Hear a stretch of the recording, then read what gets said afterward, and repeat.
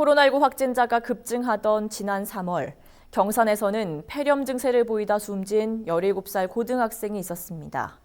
당시 정유엽 군은 코로나19가 의심된다는 이유로 제대로 된 치료 한 번 받지 못한 채 검사만 반복하다 숨졌는데요. 유가족은 아들의 죽음이 헛되지 않으려면 사망 경위에 대한 진상조사를 통해 의료 소외가 없도록 대책을 마련해야 한다고 호소하고 있습니다. 정군의 부모님을 만나 그간의 상황과 심경을 들어봤습니다.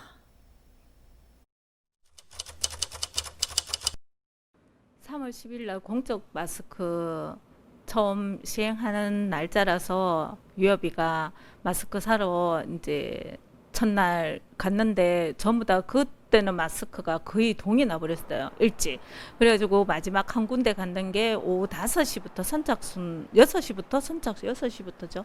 6시부터 선착순으로 판매된다 하길래 여비가 5시 한 20분쯤 돼가 거기 가서 이제 마스크를 사러 갔었고, 그날 또한 오전부터 비바람이 굉장히 많이 쳤었고, 저녁에도 좀 찬바람이 엄청 많이 불었어요. 12일 날부터 본격적으로 열이 너무 많이 나서, 그리고 오후부터는 열이 정말 너무 많이 나는 거예요. 그러니까 저녁쯤 돼가지고 애를 체온계로 재보니까 41.5도, 42도 이렇게 나서 깜짝 놀라서 저녁에 가까이 이제 늦게까지 하는 병원을 찾다 보니까 중앙병원에 안심병원으로 지정되어 있었고, 선별진료소를 몇 개까지 한다는 얘기에 그래서 뛰어갔어요. 뛰어갔는데 선별소는 이미 6시에 마감이 됐는 상태고, 의사한테 저희가 얘기를 하니까 이제 여비가 최근에 간 적은 2, 3주부터는 간 데가 없어요. 아빠 때문에 제가 특별히 밖에를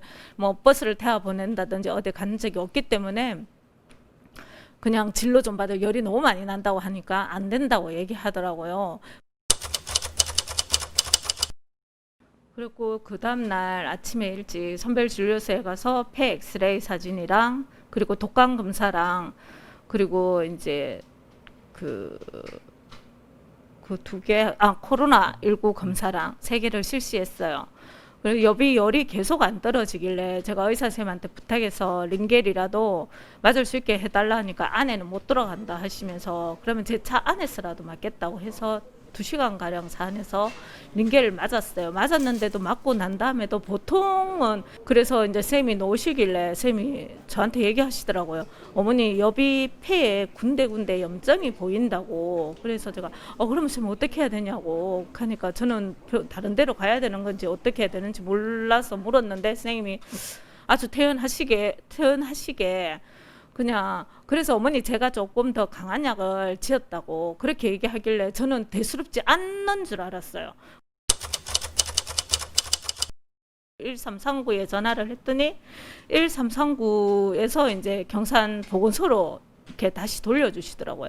그러면서 하시는 말씀이 1339에서는 할 수 있는 게 아무것도 없어요. 그러니까 코로나 환자들만을 위한 1339지 일반 응급 환자에서는 1339는 아무 필요가 없었어요. 검사 결과가 나오기 전까지는 어떤 것도 자기들이 해줄 수 없다는 거예요. 그러면 결국 우리는 또 어떻게 해야 되나요? 이렇게 물으니까 오전에 갔던 병원으로 다시 가라고 얘기하더라고. 그래서 그 병원에 뛰어갔더니 이제 소견서를 들고 놓으셨더라고. 놓으시면서 잠깐 회의를 할 게 있다고 하시길래 저희는 이제 병원 어디 다른 곳에 지정해 주시는 줄 알았어요. 그런데 원장이시라는 분이 놓으시더니 오늘 밤 넘기기 힘들다고 얘기를 하는 거예요.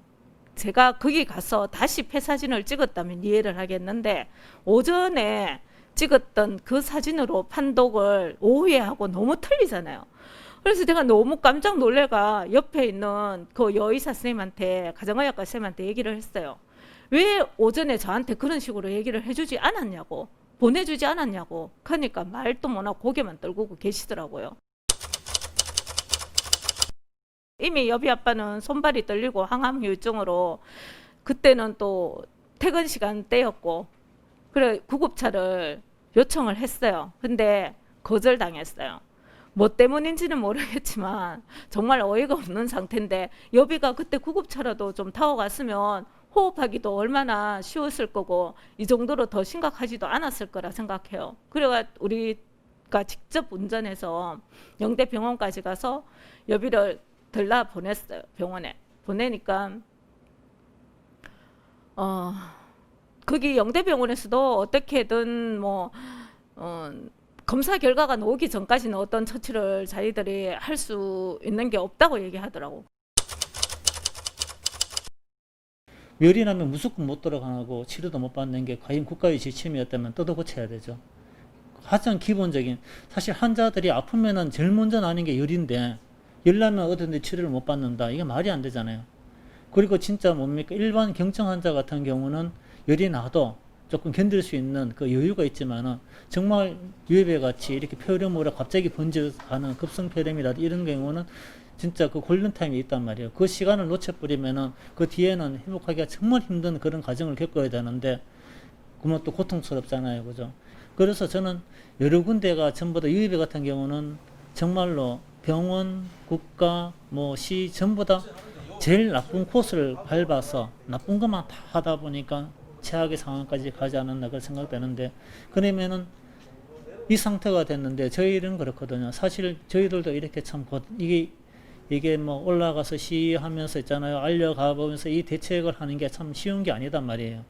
이 과정을 굳이 가고자 하는 것은 정말 우리 국민 시민들이 좀 오해를 하지 않았으면 하는 마음이 사실 편하게 갈 수도 있어요. 이거는 인권 변호사님 해가지고 우리 국가를 상대로 소송할 수도 있고 병원 상대로 소송만 하면 끝나는 상황이잖아요. 그렇지만 이 소송을 해서 이긴다고 해서 끝나는 게 아니잖아요. 진상조사가 빨리 이루어져야죠. 이게 대책이 마련되려면은 그 진상부터 바로 알아야 제대로 된 대책이 마련되는 것이지, 이거는 했으니까 병원 너가 책임져. 그럼 너 이거 해. 이렇게 해가지고 한 사람 한 단체를 이렇게 일관적으로 몰고 가는 책임론을 펼쳐서는 안 된다는 거거든요. 이거는 우리 모두가, 우리 국민, 우리나라 전체가 여기에 대한 대비책을 마련하는 그런 수순을 밟기 위해서는 제대로 된 진상조사가 이루어져야 한다는 건 선제 조건이 있을 것 같아요. 그래서 저는 최우선 과제가 국가 차원의 진상조사가 먼저 이루어져서 제대로 된 대책이 나왔으면 좋겠다 하는 그런 진짜 큰 그림에서 바라보는 좀 바람이 있습니다.